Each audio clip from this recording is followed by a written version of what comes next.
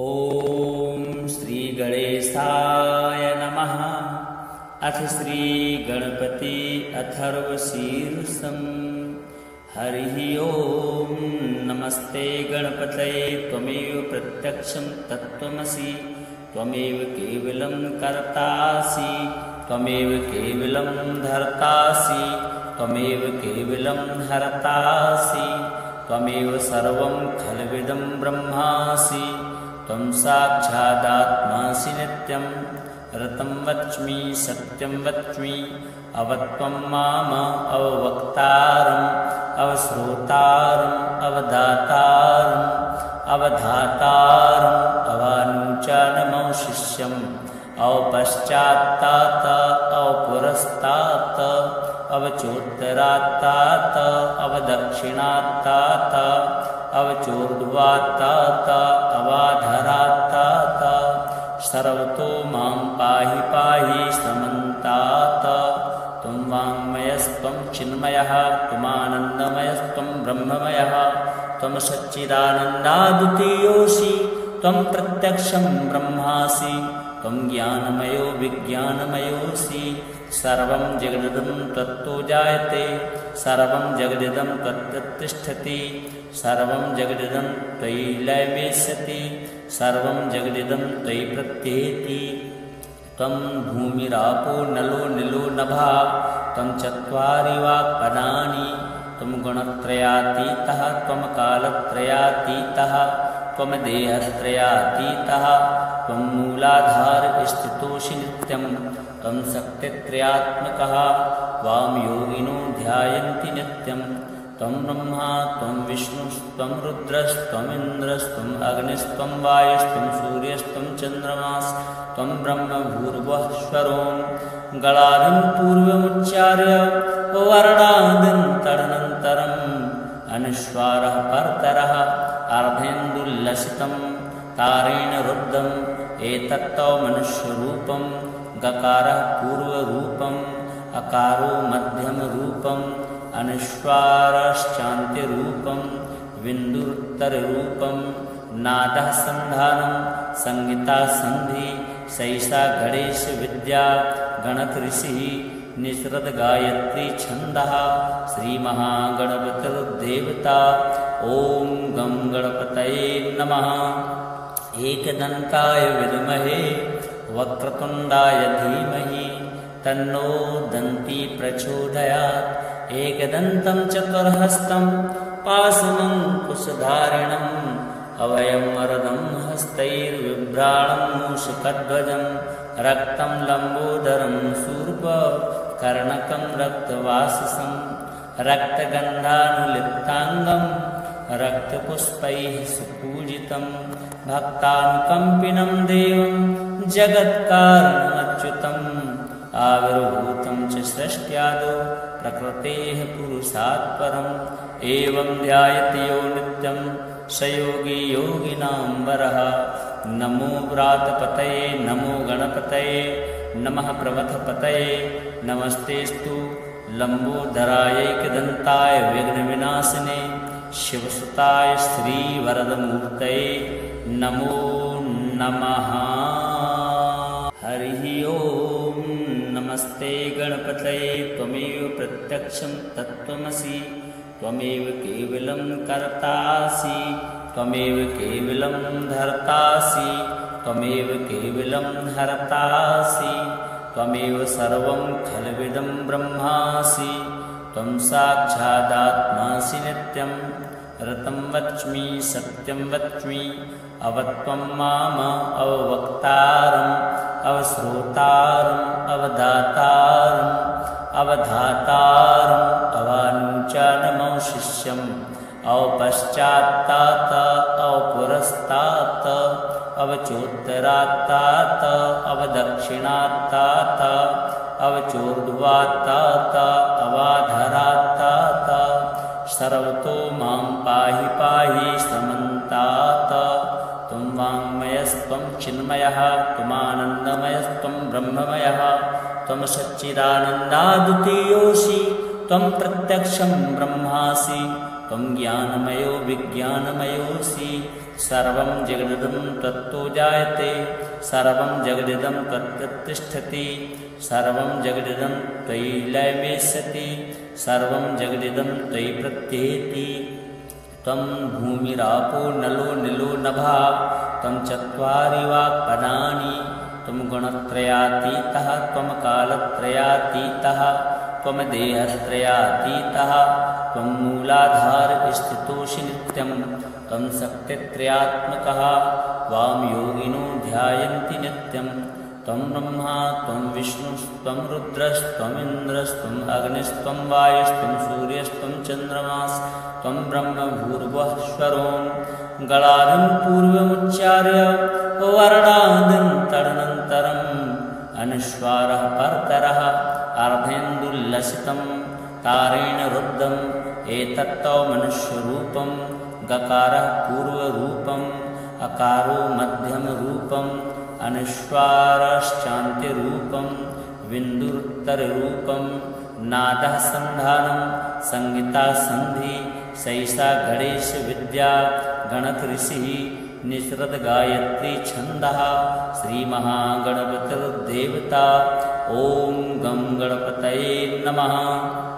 एकदन्ताय विद्महे वक्रतुण्डाय धीमहि तन्नो दन्ती प्रचोदयात् एकदन्तं चतुर्हस्तं पाशमङ्कुशधारिणम् अभयं वरदं हस्तैर्बिभ्राणं मूषकध्वजं रक्तं लम्बोदरं शूर्पकर्णकं रक्तवाससं रक्तगन्धानुलिप्ताङ्गं रक्तपुष्पैः सुपूजितं भक्तानुकम्पिनं देवं जगत्कारणमच्युतम् आविर्भूतं च सृष्ट्यादौ प्रकृतेः पुरुषात् परम् एवं ध्यायति यो नित्यं स योगी योगिनां वरः। नमो व्रातपतये नमो गणपतये नमः प्रमथपतये नमस्तेस्तु लम्बोदरायैकदन्ताय विघ्नविनाशिने शिवसुताय श्रीवरदमूर्तये नमो नमः।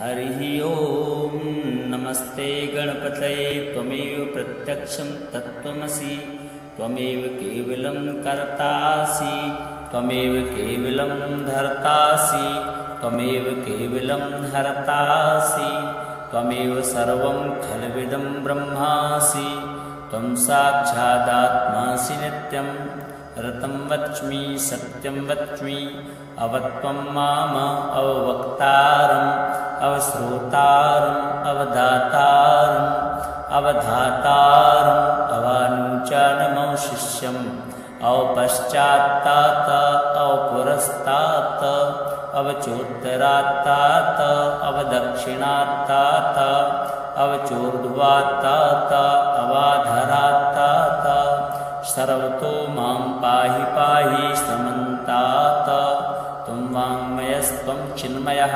त्वमानन्दमयस्त्वं ब्रह्ममयः त्वं सच्चिदानन्दाद्वितीयोऽसि त्वं प्रत्यक्षं ब्रह्मासि त्वं ज्ञानमयो विज्ञानमयोऽसि सर्वं जगदिदं तत्तो जायते सर्वं जगदिदं तत्तिष्ठति सर्वं जगदिदं त्वयि लयमेष्यति सर्वं जगदिदं त्वयि प्रत्येति त्वं भूमिरापो नलो निलो नभः त्वं चत्वारि वाक्पदानि त्वं गुणत्रयातीतः त्वं कालत्रयातीतः त्वं देहत्रयातीतः त्वं मूलाधार स्थितोऽसि नित्यं त्वं शक्तित्रयात्मकः त्वां योगिनो ध्यायन्ति नित्यं त्वं ब्रह्मा त्वं विष्णुस्त्वं रुद्रस्त्वमिन्द्रस्त्वम् अग्निस्त्वं वायुस्त्वं सूर्यस्त्वं चन्द्रमास्त्वं ब्रह्म भूर्भुवःस्वरों गणानं पूर्वमुच्चार्य वर्णादिं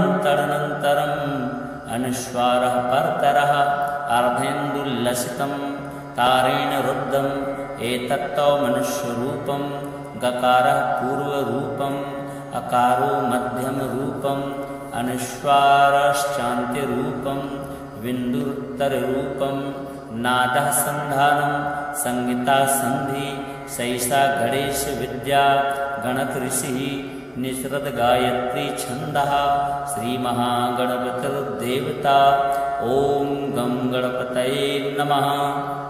एकदन्ताय विद्महे वक्रतुण्डाय धीमहि तन्नो दन्ती प्रचोदयात्। एकदन्तं चतुर्हस्तं पाशमङ्कुशधारिणम् अभयं वरदं हस्तैर्बिभ्राणं मूषकध्वजं रक्तं लम्बोदरं शूर्पकर्णकं रक्तवाससं रक्तगन्धानुलिप्ताङ्गं रक्तपुष्पैः सुपूजितं भक्तानुकम्पिनं देवं जगत्कारणमच्युतम् आविर्भूतं च सृष्ट्यादौ प्रकृतेः पुरुषात् परम् एवं ध्यायति यो नित्यं स योगी योगिनां वरः। नमो व्रातपतये नमो गणपतये नमः प्रमथपतये नमस्तेस्तु लम्बोदरायैकदन्ताय विघ्नविनाशिने शिवसुताय श्रीवरदमूर्तये नमो नमः। हरिः ओम्। नमस्ते गणपतये त्वमेव प्रत्यक्षं तत्त्वमसि त्वमेव केवलं कर्तासि त्वमेव केवलं धर्तासि त्वमेव केवलं हर्तासि त्वमेव सर्वं खल्विदं ब्रह्मासि त्वं साक्षादात्मासि नित्यं ऋतं वच्मि सत्यं वच्मि अवत्वं माम अववक्तारम् अवश्रोतारम् अवदातारम् अवधातारम् अवानुचानमवशिष्यम् अवपश्चात्तात अवपुरस्तात अवचोत्तरात्तात अवदक्षिणात्तात अवचोर्ध्वात्तात अवाधरात्तात सर्वतो मां पाहि पाहि समन्तात। त्वं वाङ्मयस्त्वं चिन्मयः त्वमानन्दमयस्त्वं ब्रह्ममयः त्वं सच्चिदानन्दाद्वितीयोऽसि त्वं प्रत्यक्षं ब्रह्मासि त्वं ज्ञानमयो विज्ञानमयोऽसि सर्वं जगदिदं त्वत्तो जायते सर्वं जगदिदं त्वत्तिष्ठति सर्वं जगदिदं त्वयि लयमेष्यति सर्वं जगदिदं त्वयि प्रत्येति। त्वं भूमिरापो नलो नीलो नभः त्वं चत्वारि वाक्पदानि त्वं गुणत्रयातीतः त्वं कालत्रयातीतः त्वं देहत्रयातीतः त्वं मूलाधार स्थितोऽसि नित्यं त्वं शक्तित्रयात्मकः त्वां योगिनो ध्यायन्ति नित्यं त्वं ब्रह्मा त्वं विष्णुस्त्वं रुद्रस्त्वमिन्द्रस्त्वम् अग्निस्त्वं वायुस्त्वं सूर्यस्त्वं चन्द्रमास्त्वं ब्रह्म भूर्भुवःस्वरों गलादिं पूर्वमुच्चार्य वर्णादिं तदनन्तरम् अनुस्वारः परतरः अर्धेन्दुल्लसितं तारेण रुद्धम् एतत्तौ मनुष्यरूपं गकारः पूर्वरूपम् अकारो मध्यमरूपम् अनुस्वारश्चान्त्यरूपं बिन्दुरुत्तररूपं नादः सन्धानं संहिता सन्धि सैषा गणेशविद्या गणकऋषिः निसृतगायत्री छन्दः श्रीमहागणपतिर्देवता ॐ गं गणपतये नमः। एकदन्ताय विद्महे वक्रतुण्डाय धीमहि तन्नो दन्ती प्रचोदयात्। एकदन्तं चतुर्हस्तं पाशमङ्कुशधारिणम् अभयं वरदं हस्तैर्बिभ्राणं मूषकध्वजं रक्तं लम्बोदरं शूर्पकर्णकं रक्तवाससं रक्तगन्धानुलिप्ताङ्गं रक्तपुष्पैः सुपूजितं भक्तानुकम्पिनं देवं जगत्कारणमच्युतम् आविर्भूतं च सृष्ट्यादौ प्रकृतेः पुरुषात् परम् एवं ध्यायति यो नित्यं स योगी योगिनां वरः। नमो व्रातपतये नमो गणपतये नमः प्रमथपतये नमस्तेस्तु लम्बोदरायैकदन्ताय विघ्नविनाशिने शिवसुताय श्रीवरदमूर्तये नमो नमः। हरिः ओम्। नमस्ते गणपतये त्वमेव प्रत्यक्षं तत्त्वमसि त्वमेव केवलं कर्तासि त्वमेव केवलं धर्तासि त्वमेव केवलं हर्तासि त्वमेव सर्वं खल्विदं ब्रह्मासि त्वं साक्षादात्मासि नित्यं ऋतं वच्मि सत्यं वच्मि अवत्वं माम अववक्तारम् अवश्रोतारम् अवदातारम् अवधातारम् अवानुचानमवशिष्यम् अवपश्चात्तात अवपुरस्तात अवचोत्तरात्तात अवदक्षिणात्तात अवचोर्ध्वात्तात अवाधरात्तात सर्वतो मां पाहि पाहि समन्तात त्वं वाङ्मयस्त्वं चिन्मयः त्वमानन्दमयस्त्वं ब्रह्ममयः त्वं सच्चिदानन्दाद्वितीयोऽसि त्वं प्रत्यक्षं ब्रह्मासि त्वं ज्ञानमयो विज्ञानमयोऽसि सर्वं जगदिदं त्वत्तो जायते सर्वं जगदिदं त्वत्तिष्ठति सर्वं जगदिदं त्वयि लयमेष्यति सर्वं जगदिदं त्वयि प्रत्येति त्वं भूमिरापो नलो निलो नभः त्वं चत्वारि वाक्पदानि त्वं गुणत्रयातीतः त्वं कालत्रयातीतः त्वं देहत्रयातीतः त्वं मूलाधारस्थितोऽसि नित्यं त्वं शक्तित्रयात्मकः त्वां योगिनो ध्यायन्ति नित्यं त्वं ब्रह्मा त्वं विष्णुस्त्वं रुद्रस्त्वमिन्द्रस्त्वम् अग्निस्त्वं वायुस्त्वं सूर्यस्त्वं चन्द्रमास्त्वं ब्रह्म भूर्भुवःस्वरों गणादिं पूर्वमुच्चार्य वर्णादिं तदनन्तरम् अनुस्वारः परतरः अर्धेन्दुल्लसितं तारेण रुद्धम् एतत्तौ मनुष्यरूपं गकारः पूर्वरूपम् अकारो मध्यमरूपम् अनुस्वारश्चान्त्यरूपं बिन्दुरुत्तररूपं नादः सन्धानं संहिता सन्धि सैषा गणेशविद्या गणकऋषिः निसृत गायत्री छन्दः श्रीमहागणपतिर्देवता ॐ गं गणपतये नमः। एकदन्ताय विद्महे वक्रतुण्डाय धीमहि तन्नो दन्ती प्रचोदयात् एकदन्तं चतुर्हस्तं पाशमङ्कुशधारिणम् अभयं वरदं हस्तैर्बिभ्राणं मूषकध्वजं रक्तं लम्बोदरं शूर्पकर्णकं रक्तवाससं रक्तगन्धानुलिप्ताङ्गं रक्तपुष्पैः सुपूजितं भक्तानुकम्पिनं देवं जगत्कारणमच्युतम् आविर्भूतं च सृष्ट्यादौ प्रकृतेः पुरुषात् परम् एवं ध्यायति यो नित्यं स योगी योगिनां वरः। नमो व्रातपतये नमो गणपतये नमः प्रमथपतये नमस्तेस्तु लम्बोदरायैकदन्ताय विघ्नविनाशिने शिवसुताय श्रीवरदमूर्तये नमो नमः। हरिः ओम्।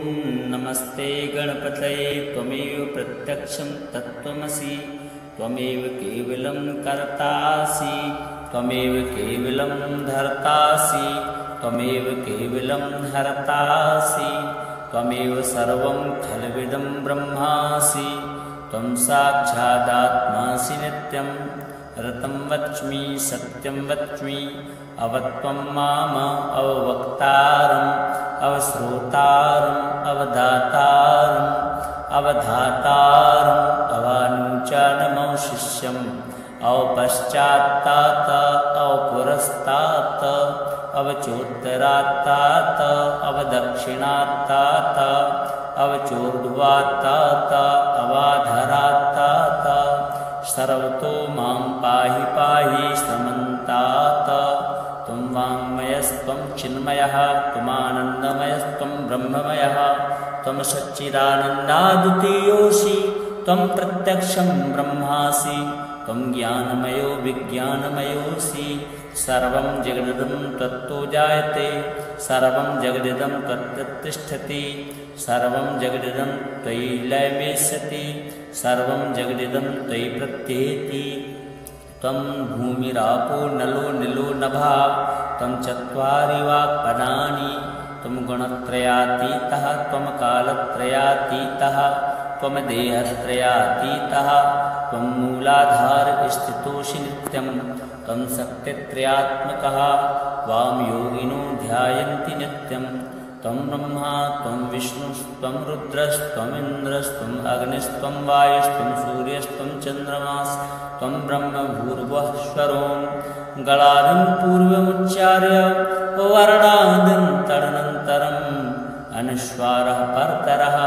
अर्धेन्दुल्लसितं तारेण रुद्धम् एतत्तौ मनुष्यरूपं गकारः पूर्वरूपम् अकारो मध्यमरूपम् अनुस्वारश्चान्त्यरूपं बिन्दुरुत्तररूपं नादः सन्धानं संहिता सन्धि सैषा गणेश विद्या गणक ऋषिः निसृत गायत्री छन्दः श्रीमहागणपतिर्देवता ॐ गं गणपतये नमः। एकदन्ताय विद्महे वक्रतुण्डाय धीमहि तन्नो दन्ती प्रचोदयात्। एकदन्तं चतुर्हस्तं पाशमङ्कुशधारिणम् अभयं वरदं हस्तैर्बिभ्राणं मूषकध्वजं रक्तं लम्बोदरं शूर्पकर्णकं रक्तवाससं रक्तगन्धानुलिप्ताङ्गं रक्तपुष्पैः सुपूजितं भक्तानुकम्पिनं देवं जगत्कारणमच्युतम् आविर्भूतं च सृष्ट्यादौ प्रकृतेः पुरुषात् परम् एवं ध्यायति यो नित्यं स योगी योगिनां वरः। नमो व्रातपतये नमो गणपतये नमः प्रमथपतये नमस्तेस्तु लम्बोदरायैकदन्ताय विघ्नविनाशिने शिवसुताय श्रीवरदमूर्तये नमो नमः। हरिः ओम्। नमस्ते गणपतये त्वमेव प्रत्यक्षं तत्त्वमसि त्वमेव केवलं कर्तासि त्वमेव केवलं धर्तासि त्वमेव केवलं हर्तासि त्वमेव सर्वं खल्विदं ब्रह्मासि त्वं साक्षादात्मासि नित्यं ऋतं वच्मि सत्यं वच्मि अवत्वं माम अववक्तारम् अवश्रोतारम् अवधातारम् अवधातारम् अवानुचानमवशिष्यम् अवपश्चात्तात अवपुरस्तात अवचोत्तरात्तात अवदक्षिणात्तात अवचोर्ध्वात्तात अवाधरात्तात सर्वतो मां पाहि पाहि समन्तात। त्वं वाङ्मयस्त्वं चिन्मयः त्वमानन्दमयस्त्वं ब्रह्ममयः त्वं सच्चिदानन्दाद्वितीयोऽसि त्वं प्रत्यक्षं ब्रह्मासि त्वं ज्ञानमयो विज्ञानमयोऽसि सर्वं जगदिदं त्वत्तो जायते सर्वं जगदिदं त्वत्तिष्ठति सर्वं जगदिदं त्वयि लयमेष्यति सर्वं जगदिदं त्वयि प्रत्येति। त्वं भूमिरापो नलो निलो नभः त्वं चत्वारि वाक्पदानि त्वं गुणत्रयातीतः त्वं कालत्रयातीतः त्वं देहत्रयातीतः त्वं मूलाधार स्थितोऽसि नित्यं त्वं शक्तित्रयात्मकः वां योगिनो ध्यायन्ति नित्यं त्वं ब्रह्मा त्वं विष्णुस्त्वं रुद्रस्त्वमिन्द्रस्त्वम् अग्निस्त्वं वायुस्त्वं सूर्यस्त्वं चन्द्रमास्त्वं ब्रह्म भूर्भुवःस्वरों गलादिं पूर्वमुच्चार्य वर्णादिं तदनन्तरम् अनुस्वारः परतरः अर्धेन्दुल्लसितं तारेण रुद्धम् एतत्तौ मनुष्यरूपं गकारः पूर्वरूपम् अकारो मध्यमरूपम् अनुस्वारश्चान्त्यरूपं बिन्दुरुत्तररूपं नादः सन्धानं संहिता सन्धि सैषा गणेश विद्या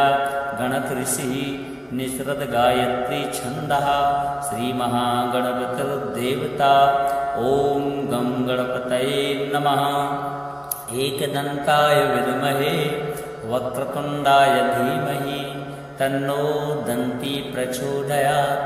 एकदन्तं चतुर्हस्तं पाशमङ्कुशधारिणम् अभयं वरदं हस्तैर्बिभ्राणं मूषकध्वजं रक्तं लम्बोदरं शूर्पकर्णकं रक्तवाससं रक्तगन्धानुलिप्ताङ्गं रक्तपुष्पैः सुपूजितं भक्तानुकम्पिनं देवं जगत्कारणमच्युतम् आविर्भूतं च सृष्ट्यादौ प्रकृतेः पुरुषात् परम् एवं ध्यायति यो नित्यं स योगी योगिनां वरः।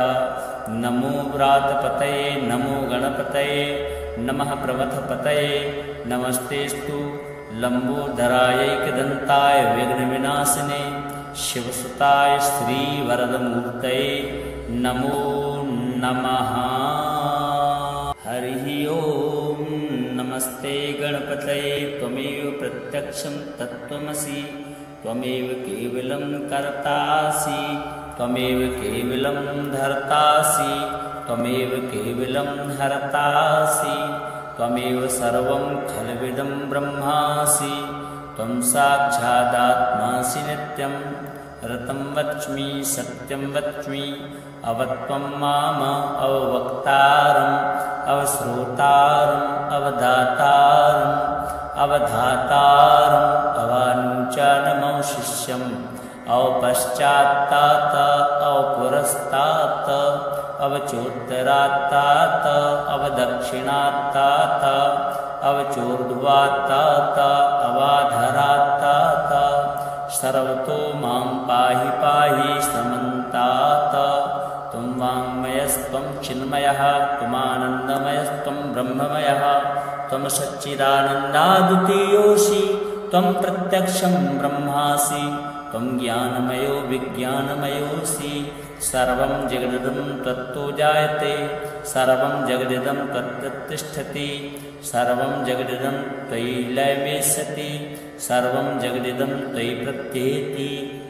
त्वं भूमिरापो नलो निलो नभः त्वं चत्वारि वाक्पदानि त्वं गुणत्रयातीतः त्वं कालत्रयातीतः त्वं देहत्रयातीतः त्वं मूलाधारस्थितोऽसि नित्यं त्वं शक्तित्रयात्मकः त्वां योगिनो ध्यायन्ति नित्यं त्वं ब्रह्मा त्वं विष्णुस्त्वं रुद्रस्त्वमिन्द्रस्त्वम् अग्निस्त्वं वायुस्त्वं सूर्यस्त्वं चन्द्रमास्त्वं ब्रह्म भूर्भुवःस्वरों गणादिं पूर्वमुच्चार्य वर्णादिं तदनन्तरम् अनुस्वारः परतरः अर्धेन्दुल्लसितं तारेण रुद्धम् एतत्तौ मनुष्यरूपं गकारः पूर्वरूपम् अकारो मध्यमरूपम् अनुस्वारश्चान्त्यरूपं बिन्दुरुत्तररूपं नादः सन्धानं संहिता सन्धि सैषा गणेशविद्या गणकऋषिः निसृत गायत्री छन्दः श्रीमहागणपतिर्देवता। ॐ गं गणपतये नमः। एकदन्ताय विद्महे वक्रतुण्डाय धीमहि तन्नो दन्ती प्रचोदयात्। एकदन्तं चतुर्हस्तं पाशमङ्कुशधारिणम् अभयं वरदं हस्तैर्बिभ्राणं मूषकध्वजं रक्तं लम्बोदरं शूर्पकर्णकं रक्तवाससं रक्तगन्धानुलिप्ताङ्गं रक्तपुष्पैः सुपूजितं भक्तानुकम्पिनं देवं जगत्कारणमच्युतम् आविर्भूतं च सृष्ट्यादौ प्रकृतेः पुरुषात् परम् एवं ध्यायति यो नित्यं स योगी योगिनां वरः। नमो व्रातपतये नमो गणपतये नमः प्रमथपतये नमस्तेस्तु लम्बोदरायैकदन्ताय विघ्नविनाशिने शिवसुताय श्रीवरदमूर्तये नमो नमः। हरिः ओम्। नमस्ते गणपतये त्वमेव प्रत्यक्षं तत्त्वमसि त्वमेव केवलं कर्तासि त्वमेव केवलं धर्तासि त्वमेव केवलं हर्तासि त्वमेव सर्वं खल्विदं ब्रह्मासि त्वं साक्षादात्मासि नित्यं ऋतं वच्मि सत्यं वच्मि अवत्वं माम अववक्तारम् अवश्रोतारम् अवदातारम् अवधातारम् अवानुचानमौ शिष्यम् अवपश्चात्तात अवपुरस्तात् अवचोत्तरात्तात अवदक्षिणात्तात अवचोर्ध्वात्तात अवाधरात्तात सर्वतो मां पाहि पाहि समन्तात त्वं वाङ्मयस्त्वं चिन्मयः त्वमानन्दमयस्त्वं ब्रह्ममयः त्वं सच्चिदानन्दाद्वितीयोऽसि त्वं प्रत्यक्षं ब्रह्मासि त्वं ज्ञानमयो विज्ञानमयोऽसि सर्वं जगदिदं त्वत्तो जायते सर्वं जगदिदं त्वत्तिष्ठति सर्वं जगदिदं त्वयि लयमेष्यति सर्वं जगदिदं त्वयि प्रत्येति त्वं भूमिरापो नलो निलो नभः त्वं चत्वारि वाक्पदानि त्वं गुणत्रयातीतः त्वं कालत्रयातीतः त्वं देहत्रयातीतः त्वं मूलाधार स्थितोऽसि नित्यं त्वं सत्यत्रयात्मकः त्वां योगिनो ध्यायन्ति नित्यं त्वं ब्रह्मा त्वं विष्णुस्त्वं रुद्रस्त्वमिन्द्रस्त्वम् अग्निस्त्वं वायुस्त्वं सूर्यस्त्वं चन्द्रमास्त्वं ब्रह्म भूर्भुवः स्वरों गलादिं पूर्वमुच्चार्य वर्णादिं तदनन्तरम् अनुस्वारः परतरः अर्धेन्दुल्लसितं तारेण रुद्धम् एतत्तौ मनुष्यरूपं गकारः पूर्वरूपम् अकारो मध्यमरूपम् अनुस्वारश्चान्त्यरूपं बिन्दुरुत्तररूपं नादः सन्धानं संहिता सन्धि सैषा गणेश विद्या गणक ऋषिः निसृत गायत्री छन्दः श्रीमहागणपतिर्देवता ॐ गं गणपतये नमः। एकदन्ताय विद्महे वक्रतुण्डाय धीमहि तन्नो दन्ती प्रचोदयात् एकदन्तं चतुर्हस्तं पाशमङ्कुशधारिणम् अभयं वरदं हस्तैर्बिभ्राणं मूषकध्वजं रक्तं लम्बोदरं शूर्पकर्णकं रक्तवाससं रक्तगन्धानुलिप्ताङ्गं रक्तपुष्पैः सुपूजितं भक्तानुकम्पिनं देवं जगत्कारणमच्युतम् आविर्भूतं च सृष्ट्यादौ प्रकृतेः पुरुषात् परम् एवं ध्यायति यो नित्यं स योगी योगिनां वरः। नमो व्रातपतये नमो गणपतये नमः प्रमथपतये नमस्तेस्तु लम्बोदरायैकदन्ताय विघ्नविनाशिने शिवसुताय श्रीवरदमूर्तये नमो नमः।